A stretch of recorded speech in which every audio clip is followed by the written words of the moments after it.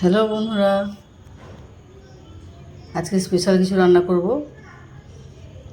ইলিশ মাছ, অনুষ্ঠান বাড়িতে ইলিশ মাছ। প্রথমে ইলিশ মাছ দেখাচ্ছি আমি। এখানে পুরো 5 কেজি ইলিশ মাছ আছে।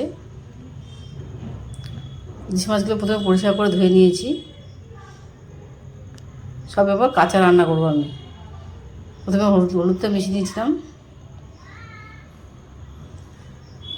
সরিষা পোস্তটা বেড়ে রেখেছিলাম আমি, সরিষা পোস্তটা আমি দিয়ে দিচ্ছি।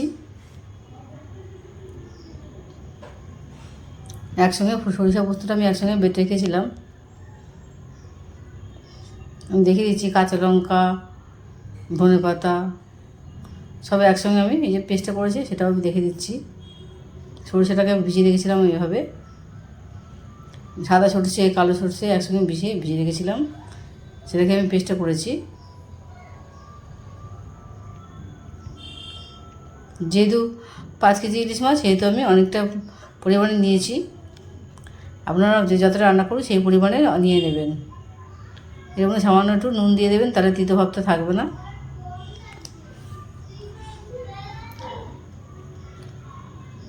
কীভাবে আমি রান্না করবো সেটাতে আমি পরপর করে দেখিয়ে দিচ্ছি। সরিষা বাটাটা আমি রেডি করেছি, দেখাচ্ছিলাম আমি। এবার নুনটাও দিয়ে দিচ্ছি, অল্প পরিমাণ যতটা পরিমাণ নুন লাগে সেই পরিমাণ নুনটাও দিয়ে দিচ্ছি আমি।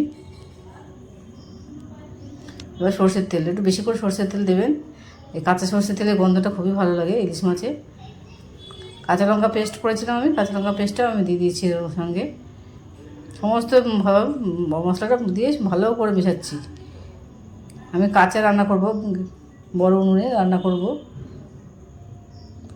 ভালো করে মাখিয়ে নিচ্ছি, প্রতিটা জিনিস ভালো করে মাখিয়ে নিতে হবে। যতটা পরিমাণ লাগে ততটা পরিমাণে দেবেন।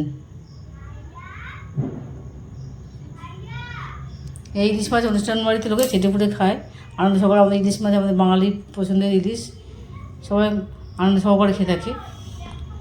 কড়ার মধ্যে সামান্য তেল দিয়ে দিয়েছি, কালো জিরা ফোড়ন দিয়ে দিলাম।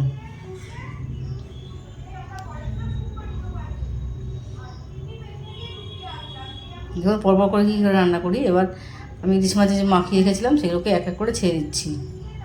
বেশি তেল দিলাম না, কারণ যেহেতু সরষের তেল আমি দিয়ে মাখিয়ে নিয়েছিলাম, সরষের তেলটা দিয়ে আর মাছ থেকেও অনেকটা তেল বেরোবে, এই জন্য আমি প্রথমে সেই সরষের তেলটা বেশি দিইনি। কাঁচা অবস্থায় যেহেতু রান্না করব সেহেতু প্রথমেই সরষের তেলটা মাখিয়ে নিয়েছি। আর ইলিশ মাছ থেকে প্রচুর পরিমাণ তেল বেরিয়ে যায়। এভাবে আস্তে আস্তে করে ছড়িয়ে দেবেন, কারণ যেহেতু ইলিশ মাছ খুবই নরম মাছ। আস্তে আস্তে করে ছড়িয়ে দেবেন, কারণ ভাপে আস্তে আস্তে করে রান্না হবে। মশলা ধোয়া জলটাও লাস্টে দিয়ে দিলাম আমি। সামান্য পরিমাণ ছড়িয়ে দেবেন, বেশি ঘাটাঘাটি করবেন না, তাহলে ইলিশ মাছগুলো ভেঙে যেতে পারে। ভালো মতো তৈরি হয়, যে দেখুন আস্তে আস্তে করে ফুটে উঠেছে।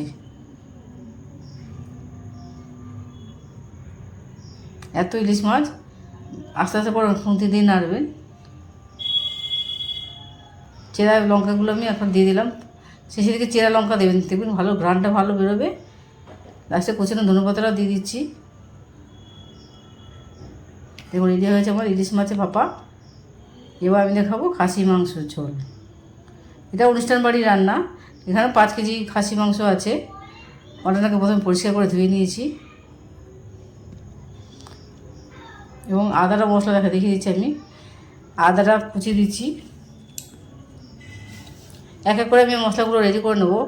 আদা রসুন পেস্ট সব একবার করে আমি করে নেব, তারপরে মাংসটা আমি রান্না করতে বসাবো। যেহেতু আদা শক্ত, এই সামান্য পরিমাণ জল দিয়ে দেবো পেস্ট করার জন্য।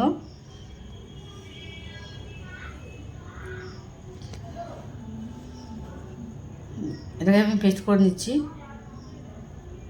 আর রসুনটাকেও আমি রসুনটাকেও আমি পেস্ট করে নেব। আপনারা আন্দাজ মতো জিনিসটা নিয়ে নেবেন। গোটা গরম মশলা লাগবে খাসি মাংসের জন্য, বা গুঁড়ো গরম মশলাও লাগবে। সব রকম মশলাই যত দেবেন, জায়ফল জয়িত্রী এগুলো দিয়ে গরম মশলাটা তৈরি করে নেবেন। মাটনে এই জায়ফল জয়িত্রী অবশ্যই দিতে লাগবে। দেখুন পেস্টটা আমি রেডি করেছি। দিকে পেঁয়াজও নিয়েছি এবং টমেটোটা নিয়েছি। আমি পেঁয়াজটাকেও আমি পেস্ট করে নেব, তাহলে রান্নাটা খুব সুস্বাদু হবে, মিহি হবে, ফাইন হবে, খেতেও খুব মুখে লেগে থাকবে।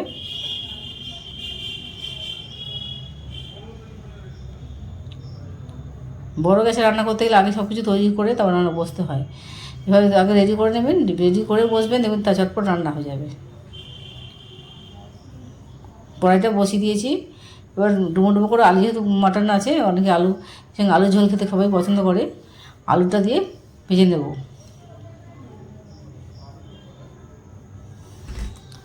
আলুগুলোকে এভাবে বড় বড় আলু হাফ করে নেবেন, কেটে ভালো করে ভেজে নেবেন। ভাজাটা লাল লাল করে ভাজবেন।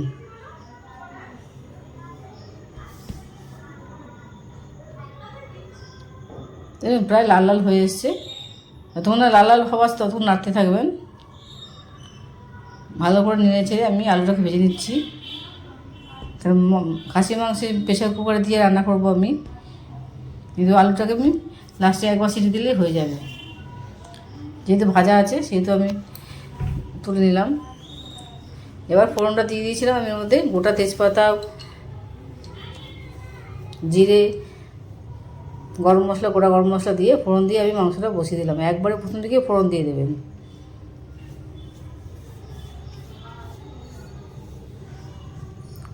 মাংসটা ভালো করে একটু ভাজতে হবে। আমি এর মধ্যে কিন্তু হলুদ লঙ্কা কিছুই দিইনি, আগে দিয়ে ভাজতে শুরু করেছিলাম।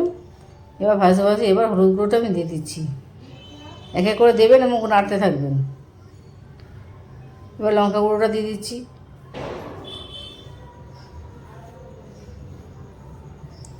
সারাক্ষণ নাড়তে হবে, খুন্তিটা নামানো চলবে না। এবং পেঁয়াজের যে পেস্টটা করেছিলাম আমি, ওটাকে দিয়ে দিচ্ছি। একা করে দেবেন, দিয়ে কষাতে কষাতে সারাক্ষণ কষাতে থাকবেন। কষানোটা যত ভালো হবে মাংসটা থেকে যেতে তত সুস্বাদু আসবে। টমেটোটা কিন্তু পেস্ট করি, টমেটোটা যেহেতু নরম হয়ে যায় সেহেতু টমেটোটাকে আর্ধেক করে আমি কেটে নিয়েছিলাম, টমেটোটা এভাবে দিয়ে দিলাম। কষানো মশলা দিয়ে দেখবি টমেটোটা পুরো গলে যাবে। এবার আমি আদার বাটাটাও দিয়ে দিচ্ছি। এই মটনে একটা সিক্রেট রেসিপি বলে দিই, আদাটা বেশি দেবেন, রসুনটা একটু কম দেবেন। যতটা পরিমাণে আদা দেবেন তার হাফের মতো রসুনটা দেবেন, তাহলে দেখবেন খেতে সুস্বাদু হবে। এই মটন রান্নার রেসিপিটা এটা জেনে নিন, দেখবেন ভালো রান্না হবে।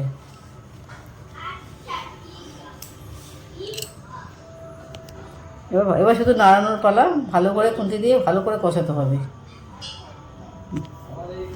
জলটাকে ভালো করে শুকিয়ে দেবেন। আমি একটু এর মধ্যে মিট মশলা দিয়ে দিলাম, যেহেতু অনুষ্ঠান বাড়ি রান্না মশলাদার হলে খেতে খুবই ভালো হয়।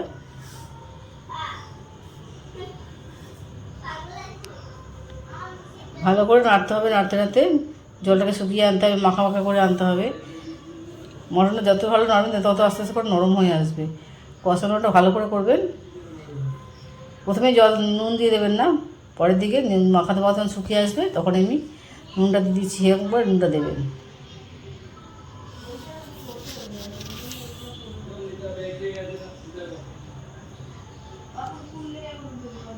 দেখুন অনেকটা শুকনো শুকনো কিন্তু হয়ে এসছে। এবার আমি প্রেশার কুকারে দিয়ে দেবো। যেহেতু এতটা মাংস একবারে হবে না, আমি দুবারে দেবো। দুবারে আমি এই মাংসটাকে সিদ্ধ করবো।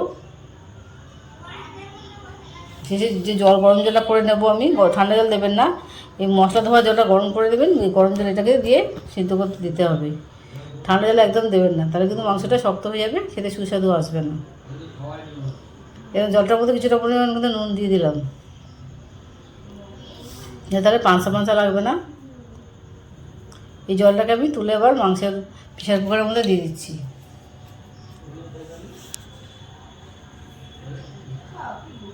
দুটো প্রেশার কুকার নিয়েছি আমি, দুটো প্রেশার কুকারে দুভাগে নিয়েছি আমি, এভাবে করছি। এবার যখন সিটি পড়ে গেছে 4-5টা সিটি দিয়ে দেবেন। দুটো প্রেশার কুকারের মাংসটা আমি আবার কড়াইয়ের মধ্যে আবার ঢেলে দিলাম। এবার আলুটাকে আমি একটা সিটি দিয়ে নিয়েছিলাম প্রেশার কুকারে, দিয়ে গরম মশলা গুঁড়োটা লাস্টে দিয়ে দিলাম। রেডি হয়ে যাওয়ার মাটন।